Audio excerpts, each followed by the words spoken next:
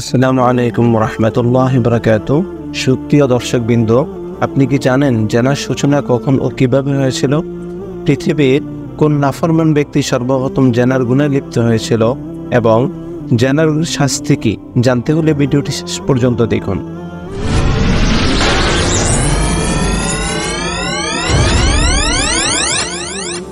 দর্শকবৃন্দ, পৃথিবীর আদি মানব হযরত আদম আলাইহিস সালাম ও বিবি হাওয়া আলাইহিস সালাম জান্নাতে শয়তানের ধোঁকায় পড়ে নিষিদ্ধ ফল ভক্ষণ করায় আল্লাহ তাআলা তাদের দুজনকে দুনিয়াতে নামিয়ে দেয়। অতঃপর আল্লাহ তাআলার আদেশে বাবা আদম আলাইহিস সালাম ও মা হাওয়া আলাইহিস সালাম মানব জাতির বংশ বিস্তারে সন্তান জন্ম দিতে থাকেন।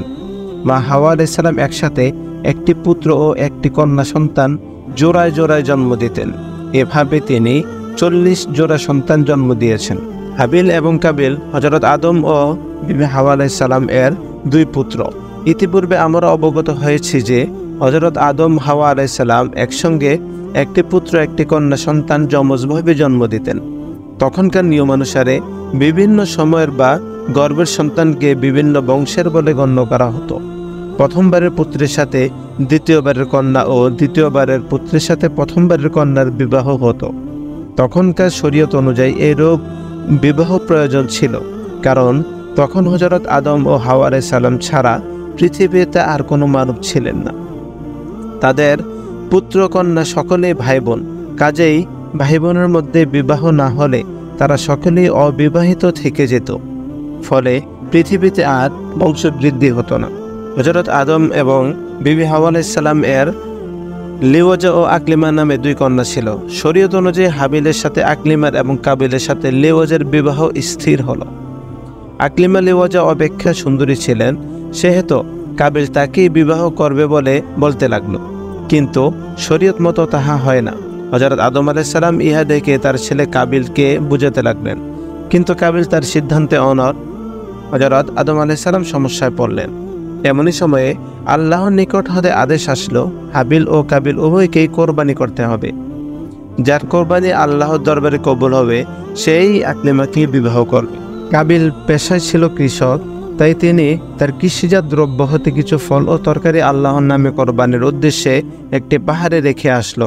আর হাবিল ছিল রাখাল, তাই তিনি একটি উৎকৃষ্ট মেষ আল্লাহর নামে কোরবানির উদ্দেশ্যে একটি পাহাড়ে রেখে আসলো।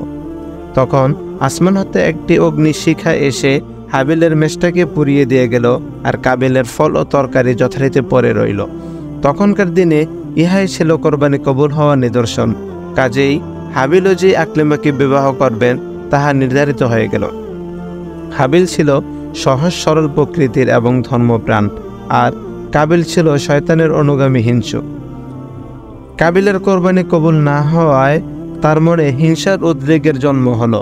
সে এতদূর উত্তেজিত হয়ে পড়ল যে ক্রোধে আত্মহারা হয়ে একদিন সুযোগ মতো জঙ্গলের মধ্যে হাবিলকে পেয়ে হত্যা করে ফেলল। এ সম্পর্কে পবিত্র কোরআনে আল্লাহ তাআলা বলেন, ফাতাওয়াত লাহু নাফসুহু ক্বাতলা আখিহি ফাকাতালাহু ফাআসবাহা মিনাল খাসিরিন। অতঃপর তার অন্তর তাকে ভাতৃ হত্যায় উদ্বুদ্ধ করল, অনন্তর সে তাকে হত্যা করল, ফলে সে ক্ষতিগ্রস্তদের অন্তর্ভুক্ত হয়ে গেল। সূরা মায়েদা আয়াত 30। হাবিলকে হত্যা করার পর কাবিলের মনে ভয় হলো যে পিতা জানতে পারলে ইহার বিচার করবেন। একটা অপ্রকাশিত অন্ধকার যেন তার চোখের সম্মুখে জমাট বেঁধে গেল। হাবিলের মৃতদেহ কোথাও দূরে নিক্ষেপ করে ফেলা যায় কিনা তাহা চিন্তা করতে লাগলো, কিন্তু কি করবে কিছুই বুঝে উঠতে পারছিল না। এ অবস্থায় কাবিল দেখতে পেল যে দুইটা কাক পরস্পর মারামারি করতে করতে একটি অপরটিকে মেরে ফেলল।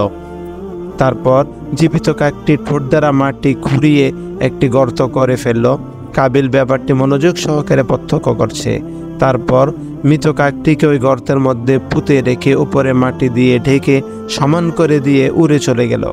পাপিষ্ঠ কাবিল এই রূপ দেখে ভাবল, আমিও যদি কাকের ন্যায় করি সেটা কেমন হয়? আমার একটা কাকের বুদ্ধিও নেই। অতঃপর সেও কাকের প্রদর্শিত নিয়মে মাটি খুঁড়ে হাবিলের লাশ মাটির নিচে পুঁতে রেখে চলে গেল। এই ঘটনা আল্লাহ পাক পবিত্র কোরআনে উল্লেখ করেন, ফাবাআসাল্লাহু গুরাবান ইয়াবআসু ফিল আরদি লিয়ুরিয়াহু কাইফা ইওয়ারি সাওআতা আখিহি ক্বালা ইয়া ওয়াইলাতা আ'জাজতু আন আকুলা মিসলা হাযাল গুরাবি ফাওয়ারি সাওআতা আখি ফাআসবাহা মিনান নাদিমিন। অতঃপর আল্লাহ তাআলা এমন একটি কাক প্রেরণ করলেন, সে মাটি খনন করছিল যাতে তাকে শিক্ষা দেয়া যায়। আপন ভ্রাতার মৃতদেহ কিভাবে আবৃত করবে? সে বলল, আফসোস, আমি কি এ কাকের সমতুল্য হতে পারলাম না যে আপন ভ্রাতার মৃতদেহ আবৃত করি। অতঃপর সে অনুতাপ করতে লাগলো। সুতরাং উক্ত নিয়মে সেও ভ্রাতার লাশ গোপন করে ফেলল, আর সে নিজে খুবই লজ্জিত হলো। সূরা মায়েদা আয়াত 31। হযরত আদম আলাইহিস সালাম হাবিলের নিহত হওয়ার সংবাদে ভীষণভাবে দুঃখ পেলেন। কাবিল শাস্তির ভয়ে বাড়িতে ফিরে তার যমজ বোন আকলিমাকে নিয়ে বাড়ি থেকে পালিয়ে গেল।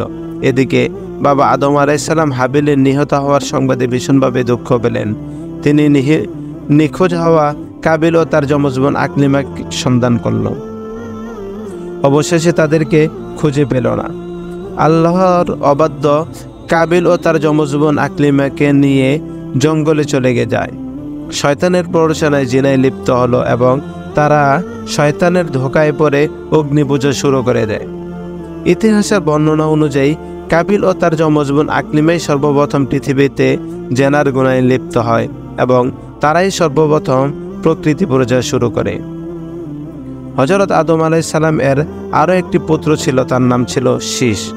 হযরত আদম আলাইহিস সালাম এর হায়াতের জিন্দেগি শেষ হয়ে আসলে তিনি তার সকল পুত্র ও কন্যা এবং পৌত্রদেরকে ডেকে পরস্পরে সমভাবে এবং সৎভাবে থাকার এবং চলার উপদেশ দিলেন।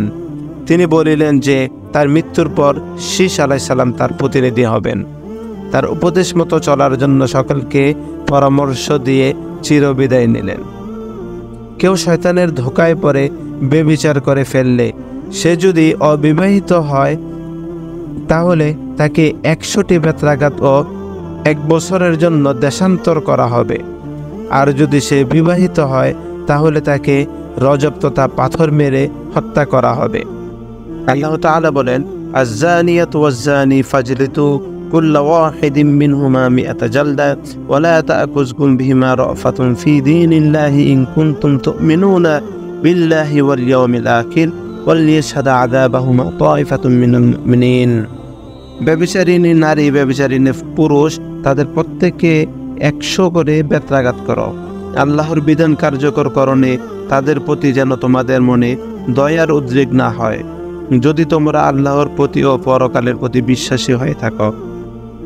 মুসলমানদের একটি দল যেন তাদের শাস্তি প্রত্যক্ষ করে। আদি পিতা হযরত আদম আলাইহিস সালামের ইন্তেকালের পর হযরত শীষ আলাইহিস সালাম তার প্রতিনিধি হন।